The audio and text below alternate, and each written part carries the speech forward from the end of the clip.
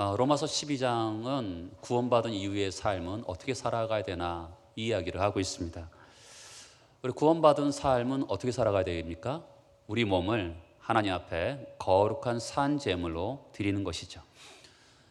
지난주부터 하는 말씀은 계속적으로 거룩한 산 제물을 드리려는 것인데, 그것을 어디서부터 해야 되는 것이죠? 교회에서부터 우리의 몸을 거룩한 산 제물로 드리라고 말씀하고 있는 것입니다. 교회는 이 건물이 아니라 그리스도의 몸이라 그랬죠. 여러분들은 지금 건물 안으로 들어오신 것이 아니라 그리스도의 몸 안으로 들어오신 것입니다. 여러분들은 또한 그리스도의 생명의 안으로 들어오신 것이죠. 우리는 교회에서 이 거룩한 산 제물로 드린다는 것은 우리의 몸을 형제와 또 하나님을 위해서 섬기는 제물로 드려야 되는 것을 성경 우리에게 말씀하고 있습니다. 이 일을 위해서 성령께서 우리에게 은사를 주셨죠. 그렇죠? 은사는 하나님을 섬기기 위해서, 또 형제를 섬기기 위해서 우리에게 주신 것이죠. 형제를 섬기는 것이 바로 하나님을 섬기는 것입니다.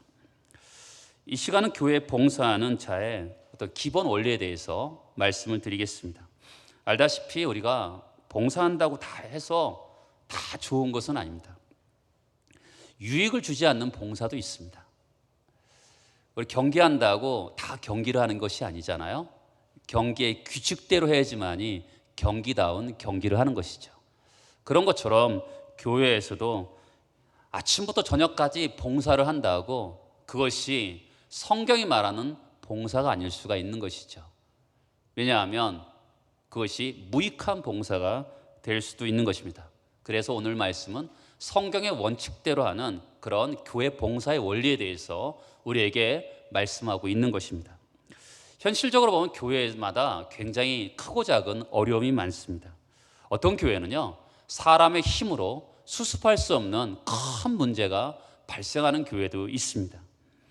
그런 교회는 충성스러운 일꾼이 없어서 그렇게 교회가 어려움을 당하는 것입니까? 아닙니다. 어느 교회든지 봉사하는 일꾼들은 다 있습니다. 그 봉사하는 일꾼이 많고 적고 간의 차이지 어느 교회든지 다 물질로, 시간으로, 자기의 몸으로 하나님께 봉사하는 사람들은 다 있습니다. 그런데 왜 교회가 어려움을 당합니까? 그것은 하나님이 가르치는 원리대로 하지 않기 때문에 그렇습니다. 오늘은 교회 봉사의 원리 5가지에 대해서 같이 말씀을 나누겠습니다. 첫 번째는 사랑하기입니다. 자, 구절을 보겠습니다. 사랑에는 거짓이 없나니 악을 미워하고 선에 속하라. 오늘의 기록 방법은 좀 독특합니다.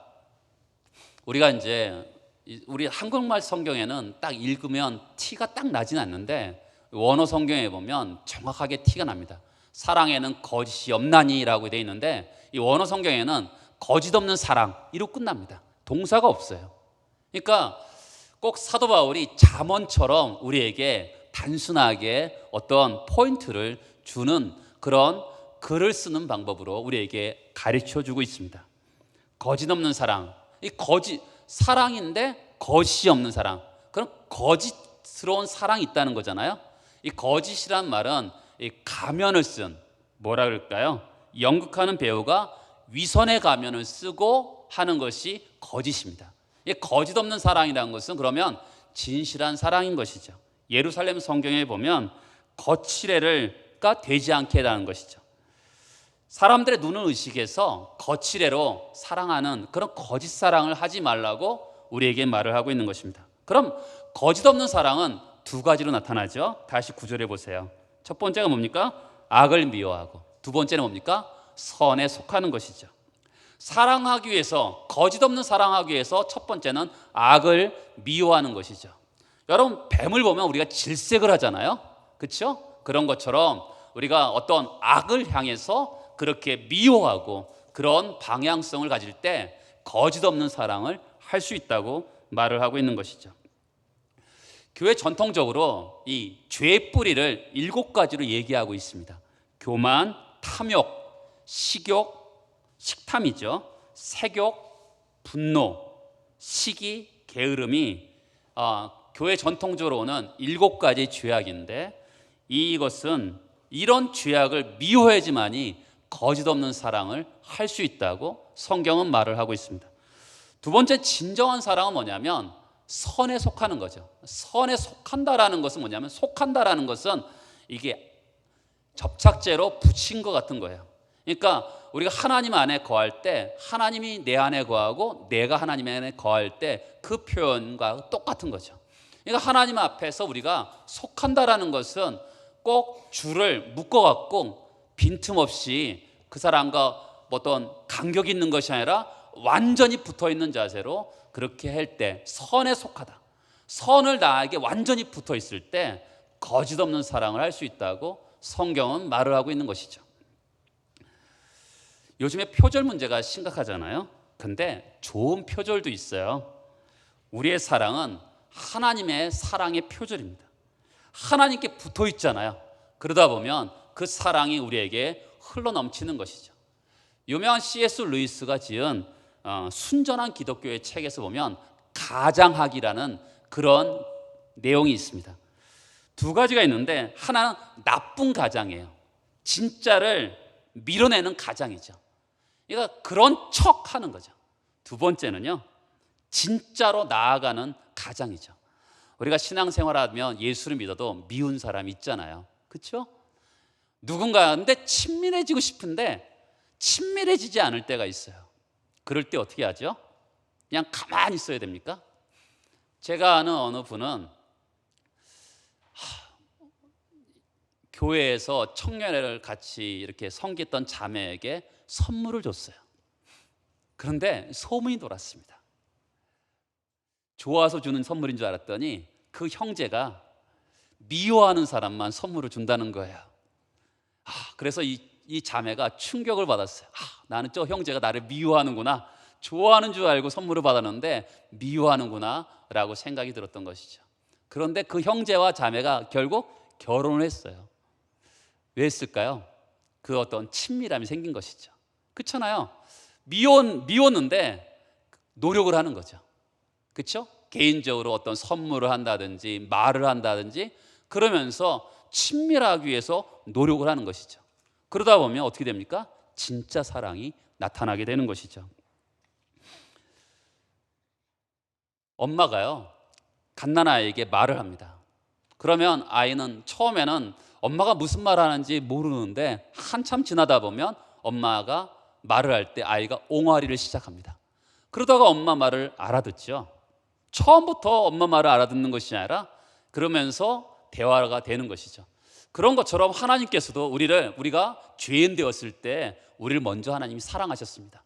우리는 하나님이 사랑하는 줄 몰랐어요. 그런데 우리가 죄인 되었을 때 하나님 우리를 사랑하셨어요. 계속 사랑을 받다 보니까 그 사랑을 알게 되었습니다. 그 사랑을 알게 되니까 어떻게 해요? 우리를 통해서 하나님의 사랑이 나오게 되는 것이죠. 그러니까 거룩한 사랑의 표절을 할 수 있어야 돼요. 지금 코로나19 시기를 아직도 우리는 지나가고 있습니다. 세계 역사를 보면 계속적으로 전염병이 많았어요. 중세 시대에는 흑사병이 있었죠. 로마 시대에는 또한 어떤 강력한 전염병이 있었습니다. 그 강력한 전염병이 돌 때 이방신을 섬기던 사람들은 전염병이 생기면 아무리 사랑하는 사람도 도망갔다 그래요. 뿐만 아니라 전염병의 징조가 보이면 그 사람을 내쫓았다 그럽니다. 때로는 죽으면 그 시신을 묻지도 않고 그냥 버려둔 채로 두는 경우도 굉장히 다반사였다 그래요.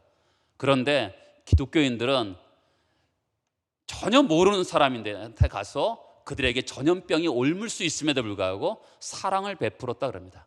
로마 시대에 얼마나 핍박과 박해가 심했습니까? 그런데 그 당시에 그 기독교인들의 거짓 없는 사랑을 통해서 그 당시 로마 교회는 엄청난 부흥을 했다 그래요. 박해 가운데 속에서도 세상에서 볼 수 없는 그 사랑을 보여줬기 때문에 그들이 하나님의 교회가 거짓 없는 사랑으로 큰 부흥을 경험했다는 그런 기록이 있습니다. 두 번째는 뭡니까? 두 번째, 교회에서의 봉사의 원리는 이겁니다. 10절에 보면 형제를 사랑하여 서로 우애하고 존경하기를 서로 먼저 하며, 여기서 형제를 사랑하고 서로 우애한다는 것이죠. 가족 간의 사랑을 얘기하는 겁니다. 여러분, 우리는 예수 그리스도 안에서 피부치잖아요. 그렇죠? 피를 나눈 형제자매입니다. 예수 그리스도의 피를 나눈 형제자매죠. 그러면 그 사랑이 발달되면 어떻게 되죠? 존경하게 되는 것입니다. 귀하게 여기는 것이죠. 우리는 하나님 형상으로 입음받은 사람들입니다. 그렇죠? 하나님 형상을 입음받은 사람들이기 때문에 그 사람들을 귀하게 여기고 존엄하게 여기는 것이죠.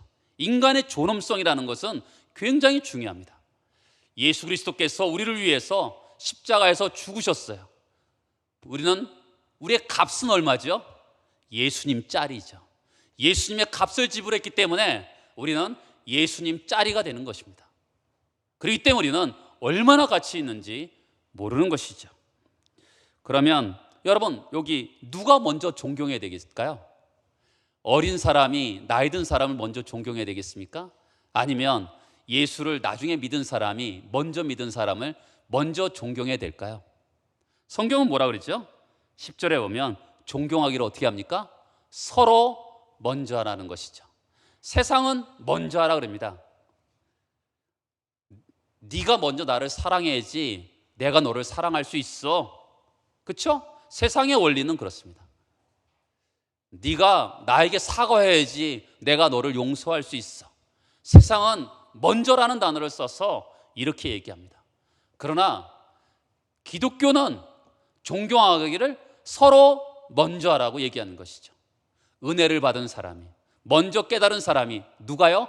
내가 먼저 서로 존경하라고 이야기하고 있는 것이죠. 교회에서요, 서로 존경하는 모습을 보여주면 어떻게 될까요? 우리는 세대 간에 모여 있습니다. 젊은 사람들도 있고 연세 많은 사람들도 있어요.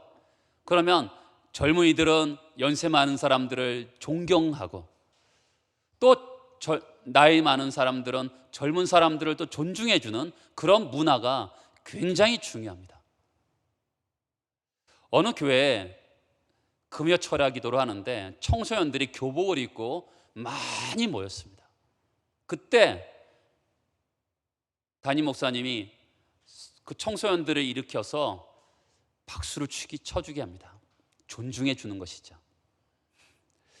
올해 강릉시 기독교연합회에서 갈멜산 연합성회를 했는데 청소년들이 굉장히 많이 왔습니다. 그때 이 강릉시 기독교연합회에 소속되는 목사들을 많이 대부분 불러갖고 그 청소년들을 강대상에 올라오게 해서 그들에게 안수 기도를 해줬습니다. 존중해 주는 것이죠. 때로는 교회에서 특별 새벽 기도할 때 많은 초등학생 학생들이 교회를 오는 경우가 있습니다. 그때 그들을 존중해서 어르신들이 박수를 쳐주는 것이죠. 서로 간에 존중하는 거죠. 나이 드신 분들만 존중하는 것이 아니라 세대 간에도 서로 존중할 때 그 교회는 어떻게 될까요? 존중은 전달이 되는 것입니다. 겉으로 꾸민다고 되는 게 아니에요. 존중하면 반응이 일어나게 되는 것이죠. 내가 먼저 존중하는 것입니다. 가정에서도 존중이 필요하죠. 어떤 부인이 남편이 술을 너무 많이 먹는데도 같이 이렇게 더불어서 살아가고 있었습니다. 그때 목사님이 신방을 갔어요. 그 남편 아직도 술을 그렇게 많이 먹습니까? 예. 어떻게 그렇게 한평생을 그렇게 살아왔습니까? 물어봤어요. 그 부인이 이렇게 얘기했어요. 성경에 있잖아요. 원수를 사랑하라고. 여러분, 남편을 원수처럼 사랑하는 것이죠. 사랑은 사랑이지만 존경이 없는 사랑이죠. 불행한 거죠, 사실은. 예수께서 바리새인의 기도를 예화로 든 적이 있습니다. 바리새인은 일주일에 2번 금식하고 또한 11조도 내고 종교적으로도 굉장히 정결하고 깨끗하게 살아갑니다. 근데 예수님은 그를 죄인이라고 정죄합니다. 왜요? 사람을 멸시했기 때문에 그렇습니다. 그렇게 기도하죠, 바리새인이. 하나님, 저는 저 세리와 같지 않음을 감사합니다. 외형적으로 보면 바리새인이 의인이죠. 살인도 하지 않았고요, 간음도 하지 않았고 도둑질도 하지 않았습니다. 그런데 사람을 멸시했죠. 존경하지 않습니다. 여러분, 존경이라는 것은 높이는 사랑이죠. 사람을 높일 수 있어야 되는 것이죠. 식물도 존중하면 식물이 잘 자라요. 동물도 그렇습니다. 제가 2, 3주 전에 어느 집을 신방을 간 적이 있습니다. 그 집에 갔더니 강아지가 있는 거예요. 처음에는 이렇게 방에다가 집어넣는데 하도 난리를 치니까 끄집어냈습니다. 근데 제가요, 강아지 알러지가 있습니다.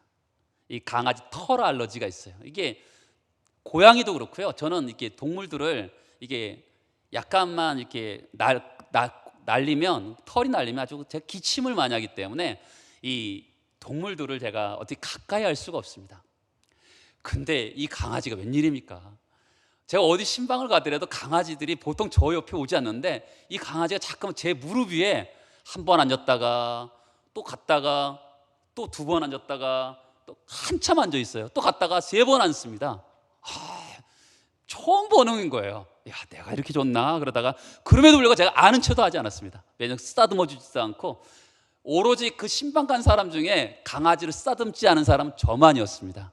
왜냐하면 제가 알러지가 있으니까. 근데 이 강아지가 3번째는 와와와 되면서 화를 내는 거예요. 자기가 사랑의 표시를 했는데 자기를 존중해 주지 않는다고 막 나한테 화를 내더라고요. 그렇죠. 일개 개도요, 자기를 존중하지 않으니까 화를 냅니다. 여러분, 사람은요, 누구도 무시당하면 안 되는 것이죠. 교회에서 연약한 사람일수록 존중을 받는 그 교회가 좋은 교회죠. 우리는 하나님께서 우리를 존중해 주셨습니다. 우리는 죄인인데도 하나님께서 예수 그리스도를 죽이시면서까지도 우리를 사랑해 주시고 우리를 귀하게 여기시고 우리를 가치롭게 하신 것이죠. 그렇기 때문에 공동체 속에서 공동체의 결속, 하나됨은 어디서 나오냐면 서로 간의 존중 속에서 나오게 되는 것입니다. 3번째는 뭐냐면 열심을 품는 겁니다. 11절을 보시면 이렇게 되어 있습니다. 부지런하여 게으르지 말고 열심을 품고 주를 섬기라, 이렇게 합니다. 열심을 품는다는 것은 뭐냐면, 이 단어는 뭐냐면 물이 부글부글 끓는 겁니다. 가슴에, 그러니까 불을 안고 사는 것이죠. 그리스도인은 가슴에 불을 가진 사람인 것입니다. 이것을 신학적인 용어로 말하면 성령 충만이라 할 수도 있고 가슴이 뜨거워진다고도 표현할 수가 있는 것이죠. 그 뜨거운 열정은 어떤 사람의 특징입니까? 은혜 받은 사람의 특징입니다. 미지근하고 교회만 왔다 갔다 하던 사람이 갑자기 그 사람이 열정으로 교회를 하는 사람이 보게 됩니다. 은혜 받은 것이죠. 갑자기 그 사람이 교회를 등한시하고 미지근해집니다. 왜 그렇죠? 은혜가 떨어진 것이죠. 기독교 신앙은요, 열정과 일맥상통합니다. 기독교 신앙은 열정이 있는 사람이 은혜 받은 사람인 것이죠. 우리가 아까 찬송했죠? 찬송가 330장에 보면 어두운 밤 쉬되리니 내 직분 지켜서 찬이슬 맺힐 때 일찍 일어나 해 돋는 아침부터 힘써서 일하라.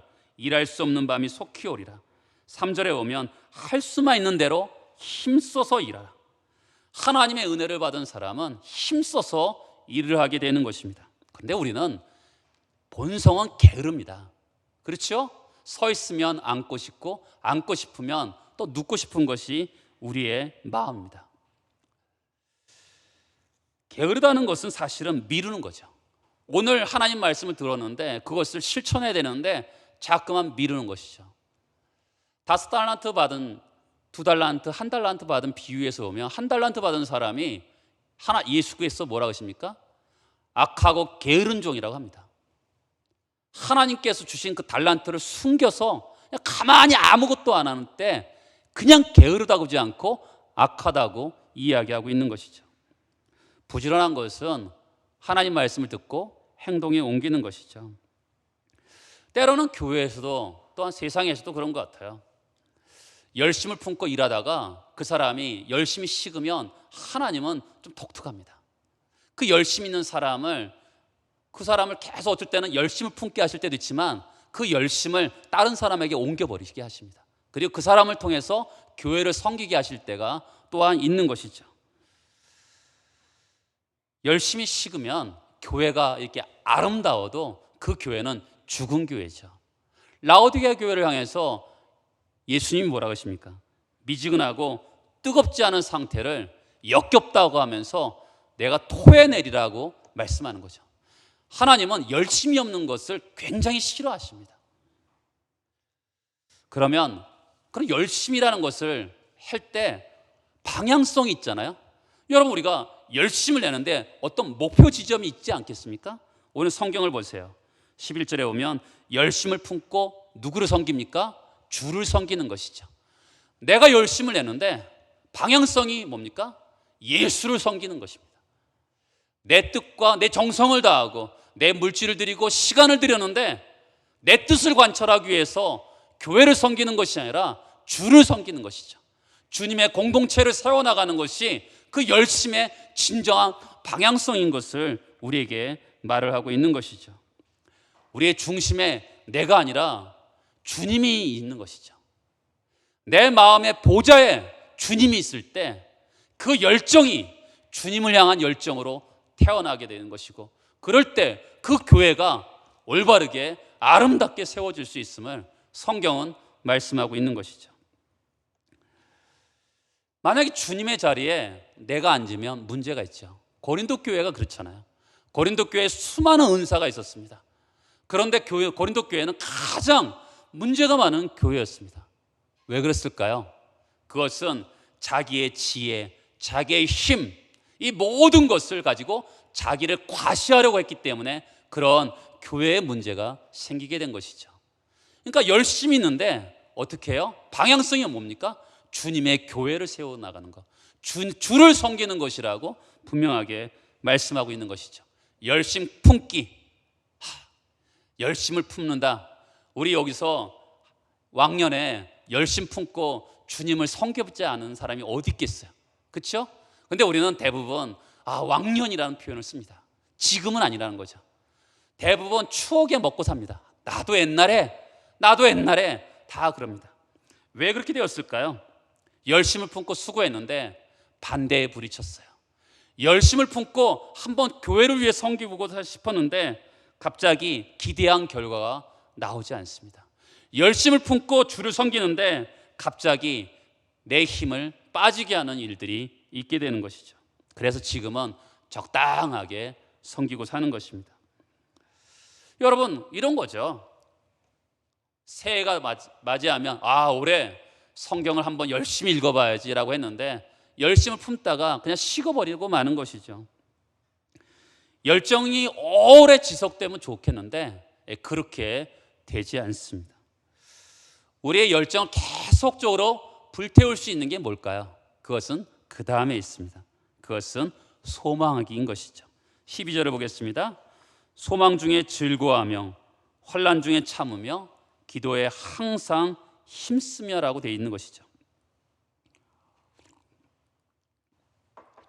여러분, 소망을 딱 품으면요 그 열정이 계속 운행될 수 있는 거죠. 오늘은 이 말씀 잘 보면 소망의 세 세트로 다 나와요. 소망, 인내, 기도입니다.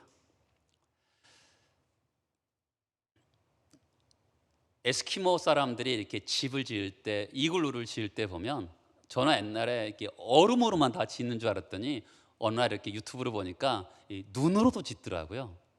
눈으로 지으면 어떻게 되겠어요? 밖에 보이지가 않잖아요. 그러니까 강에 가서 이 창문을 하나 잘라 갖고 옵니다. 얼음을 잘라 갖고 오는 것이죠. 그래서 거기에 하나의 얼음을 두고서 이게 빛이 들어오게 하는 것을 본 적이 있습니다. 사람이 집에 창문이 없으면 사람은 우울해집니다. 병이 걸려요. 근데 사람이 창문을 통해서 햇빛이 들어오면 체온도 좋아지고 생활 리듬도 좋아지고 호르몬 분비도 잘 된다 그러잖아요. 그런 것처럼 소망이라는 것은 이 창문과 같은 것입니다. 그래서 기독교는 이렇게 바라봄의 법칙을 하잖아요. 자꾸만 바라보는 거죠. 믿음이라는 것은 바라보는 거거든요.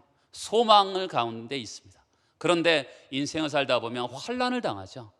그러면 환난은 어떻게 해요? 어쩔 때 하나님은 그 환난을 그냥 치워주지 않고요, 그냥 참으라 그래요. 오늘도 그렇잖아요. 환난 중에 참으라 그러잖아요. 환난을 없애준다고 얘기하잖아요. 그 참으라 그러시네요. 여러분, 환난을 참으면 어떻게 될까요? 사람이, 환난이라는 것은 어떤 사람은요 잠깐 동안 지나가는 환난도 있어요. 그 정도 다 나이가 들으면 이 정도 다 누구나 합니다. 지나갈 수 있다고 생각합니다. 근데 환난이 끝날 줄을 몰라요. 그럼 어떻게 될까요? 사람은 절망하게 돼 있습니다. 그래서 소망 중에 즐거워하며 환난을 참으며 그 다음에 뭐예요? 기도에 힘쓰는 거죠. 여러분, 기도하지 않으면 소망이 없어져요. 환난이 계속 있으면 소망이 없어지는 겁니다. 그러니까 기도하는 것이죠. 옛날보다 기도를 더 많이 해야 되는 부분이 요즘 같아요. 왜냐하면 옛날에는 기도를 조금만 해더라도 어느 정도는 버텼는데, 요즘에는 기도를 많이 하지 않으면 소망이 자꾸만 더 없어지는 것 같아요.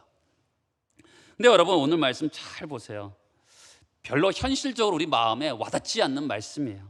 자, 소망 중에 즐거워하면 뭐가요? 현재 세상을 바라보는 것을 접었어요. 그러다가 하늘의 소망을 바라봅니다. 매일같이 하늘의 소망을 바라봐요. 여러분, 그것이 일반적인 상황이겠습니까? 그리고 문고리를 붙잡고 막 문을 두드리면서 기도합니다. 그게 일반적인 상황이겠습니까? 절대로 일반적이지 않아요. 환난 중에 있는 거죠. 환난의 때를 만났을 때 어떻게 하라는 것이죠? 제가 여러분들에게 지금 어떤 말씀을 전하고 있습니까?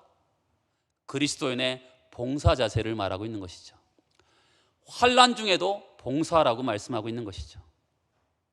어려운 가운데 속에서도 봉사라고 말씀하고 있는 것이죠. 교회에서 봉사하면 항상 평안함이 있고 형통하다, 성경은 그렇게 말을 약속하지 않아요. 그리고 꼭 어려움만 있다, 그렇게도 얘기하지 않죠. 근데 우리가 봉사를 하다 보면 육신의 몸이 연약할 때도 있어요. 때로는 집안에 우환질구가 있을 때도 있습니다. 그리고 남한테 욕을 먹을 때도 있어요. 그때 그럼 어떻게 해야 될까요? 봉사하기가 어려워지잖아요. 주님은 이렇게 말하는 거죠. 소망 중에 기뻐하라, 환난 중에 참으라, 기도에 힘쓰라. 그러면서 계속적으로 어려운 가운데 속에서도 봉사를 이어가라고 우리에게 말을 하고 있는 거예요. 물론 건강이 연약하면 봉사하는 일을 놓아야 될 때가 있고요, 집안에 환난이 있으면 봉사를 놓아야 될 때가 분명히 있습니다. 그런데 우리가 이런저런 일로 너무나 단순한 일, 그렇게 큰 일이 아닌데도 그냥 기분이 언짢으니까 교회 봉사를 놓을 때가 있어요. 그러지 말라고 오늘 말씀하고 있는 것이죠. 교회 봉사의 원리, 바로 네 번째는 바로 어려운 가운데 속에서도 봉사라는 것이죠. 여러분 가운데 속에서 봉사를 그만둔 분들이 있습니까? 혹시 내가 어떤 일을 하는데 내 은사랑 맞지 않아서 봉사를 그만둔 분이 있습니까? 그 새로운 봉사를 찾으시면 돼요. 은사에 맞는 봉사를 찾으시면 되는 것이죠. 또 어떤 분들은 이런저런 핑계를 대고 봉사를 그만둔 분이 있다면 그분은 하나님의 명령을 어긴 것이죠. 그렇죠? 거룩한 산제물로 드리라는 그 명령을 어긴 것이기 때문에 회개하시고 다시 한번 하나님 앞에 나아가시기 바랍니다. 또한 어떤 분들은 아무것도 지금까지도 봉사하지 않는 분들이 있어요. 주님께서 세월을 그렇게 보내면 안 돼, 교회를 위해서 봉사해야 돼, 이렇게 말씀하실 것입니다. 여러분들은 어느 영역에서 봉사하기를 원하십니까? 다섯 번째는요, 공급하기예요. 자, 13절을 보시겠습니다. 성도들의 쓸 것을 공급하며 손대접하기를 힘쓰라, 이렇게 얘기합니다. 손대접, 나그네를 대접하는 거죠. 그냥 우리 안에 있는 사람들만 접대하는 것이 아니라 나그네를 접대하라라고 얘기합니다.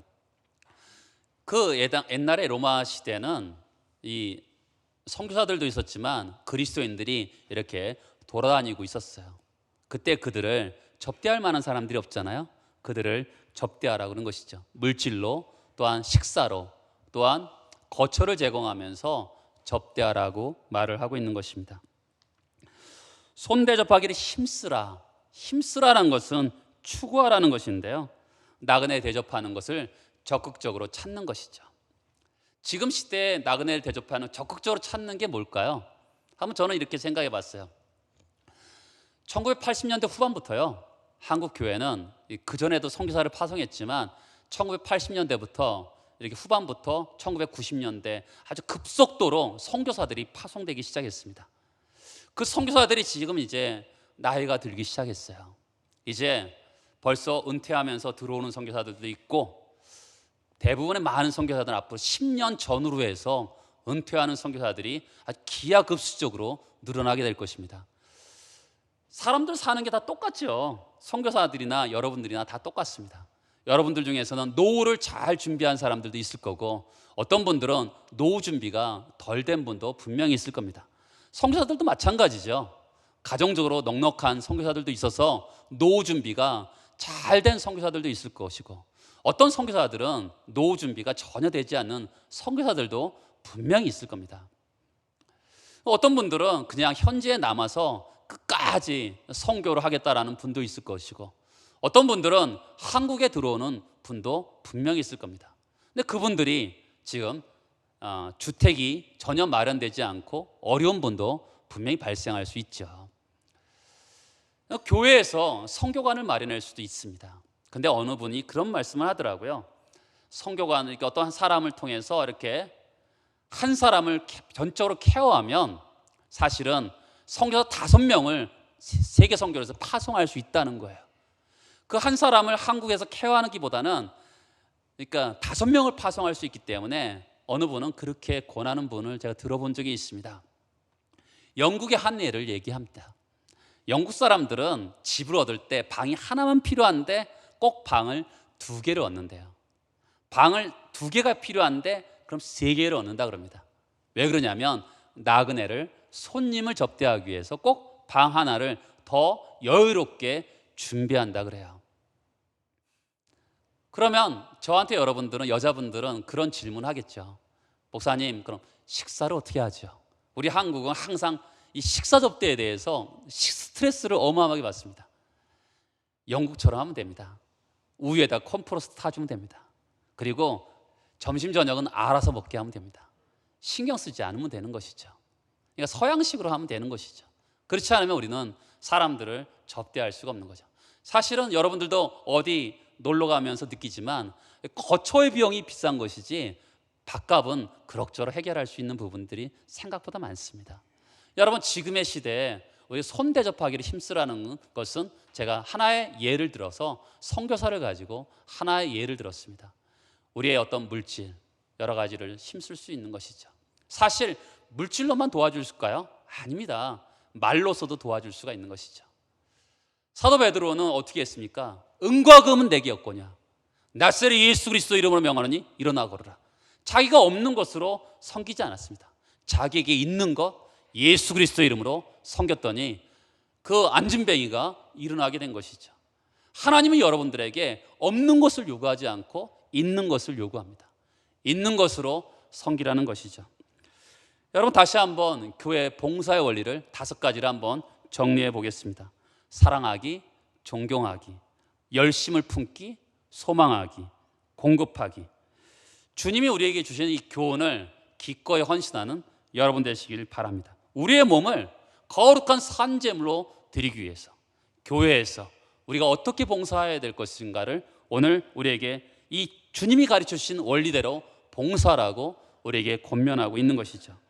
그리하면 하나님이 기뻐하시는 거룩한 산제물로 우리가 드려지게 될 것입니다. 우리 모두에게 날마다 이와 같은 은혜가 넘치기를 바랍니다. 같이 기도하겠습니다.